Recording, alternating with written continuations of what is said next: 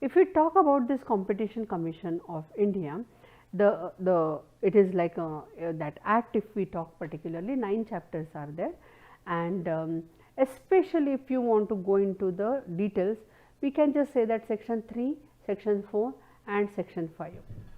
These are the important sections in this Competition Act. Okay. Other rest of the act you can just easily go through, because it is giving the information regarding the formation, the members, the penalties, and how it is the procedural part is there. But section 3, section 4, section 5, these are important. Section 3 is talking about anti-competitive agreements, appreciable adverse effect on a competition. 4 is talking about abuse of dominant position, and 5 is combination of that combination. Smith has already said, right, conversations. Okay. So, that particular thing. So, these 3 sections are very, very important when we are talking about.